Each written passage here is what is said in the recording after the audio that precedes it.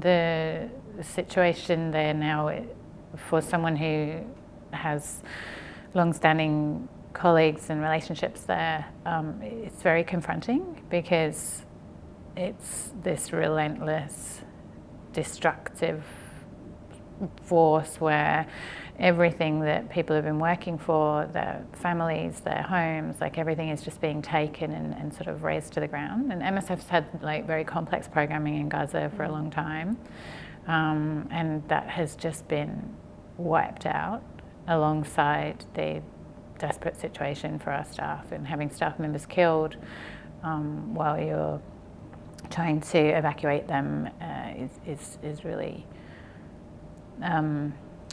it's difficult to describe. And what's your sense from the team members who are there working in Gaza now, almost all Palestinian team members? Are they able to go on working? I mean, their life is incredibly complex and risky right now. Are they able to keep doing what they're doing to some degree?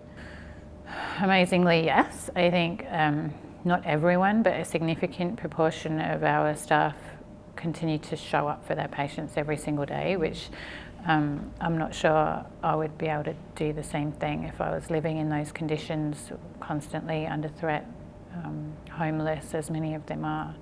So it's absolutely a testament to them that some of them are able to do that. However, it's increasingly challenging for MSF to achieve anything in terms of quantity and quality of healthcare, and that's not due to our staff's capacity, it's just due to the very small humanitarian spaces being afforded to MSF and any other organisation that wants to work at all providing healthcare in Gaza. There's no protection for healthcare workers, there's no protection for healthcare structures. Those structures are being systematically targeted. There's nowhere to go that's safe to operate. So the supply is very limited, human resources are not available, all these issues. So it's extremely challenging to do anything that impacts the demand. What would your specific request be to start to open up healthcare again to Gazans and then people in the West Bank as well? Absolutely, we have to have an enduring ceasefire. Like, nothing can change in terms of meeting the demand until that is in place. There's so many instances now, I mean it's countless, but you know, patients being killed by fire inside hospital wards, staff members being shot through the window of hospitals. We can't work in those conditions in any meaningful way. You've got hundreds of IDPs, internally displaced people who are not patients, swarming in every hospital because they don't have anywhere else to go, and so that adds a huge amount of chaos to trying to provide medical care. And then you've got lots and lots of patients arriving every day. When we were last able to sort of get meaningful numbers, we were getting up to 200 patients arriving with war wounds every day for periods where there was lots of intense striking. So there's no possibility to manage that. And even on the best of days, 200 war wounded show up, and that's going to overwhelm most health systems. So what's available to those patients at this stage? And then what do we actually need to be able to meet their needs? There really is very little, and often when we were able to work at Nasser, which we're currently not because the security situation is so intense there, when we were able to operate there, they were regularly closing their emergency department to receiving because they just have absolutely no space. And then those patients have really nowhere to go. And so with 66% of the hospitals non-functioning now in Gaza, it's just completely overwhelming. The need is overwhelming. The lack of ability to meet that need in a meaningful way is too much, like for clinicians at the front line, and also for an organisation sometimes, just to even think, how can we create more space? And we can't. The answer is we can't create more space until there's a ceasefire. Until it stops.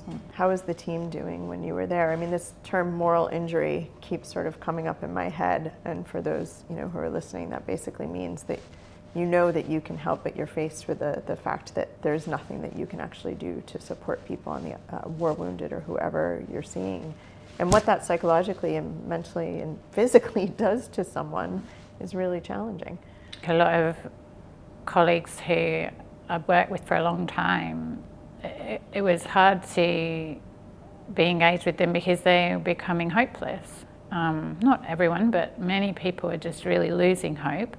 They see what's happening, they have moral distress related to the fact that they can't respond in a meaningful way and having to do things that are not acceptable medical practice, but just that's all there is on this particular day, and that's very hard. Or having to allow not to respond to someone who's critically unwell because you don't have the capacity. And often, they're seeing with mass casualty events like many dead children coming in and that's very hard for anyone to see. So Gaza is being widely reported, and people know that it's essentially being flattened and that healthcare has been totally decimated. We're not hearing as much about the West Bank. Can you talk a little bit about what we're seeing there and what's happening in the West Bank?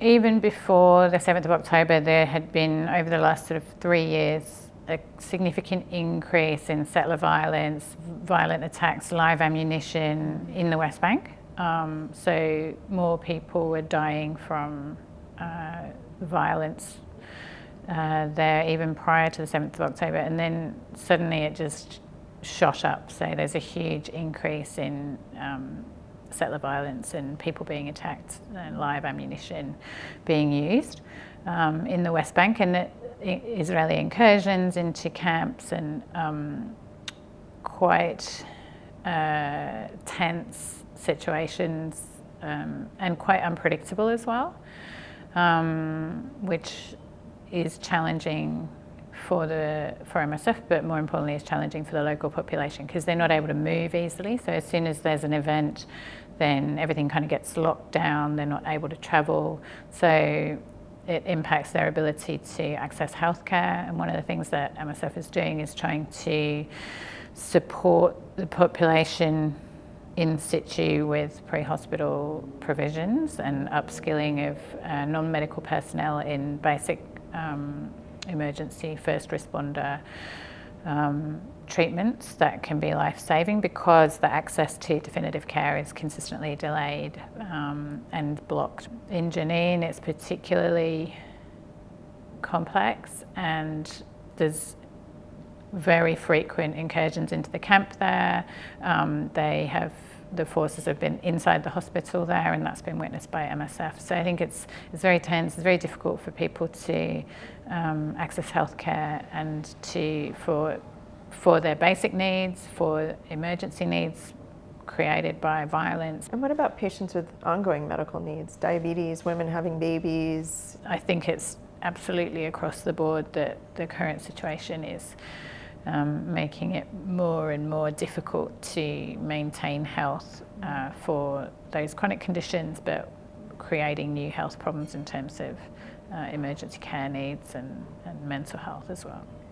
And both in Gaza and the West Bank, we're hearing a lot from our own organization and for organizations particularly who work with children in the area, that this is really going to be a multi-generational impact from a mental health perspective, from a physical perspective. A lot of the physical needs for injuries children are suffering are not getting met, which is going to mean they have complex needs going forward.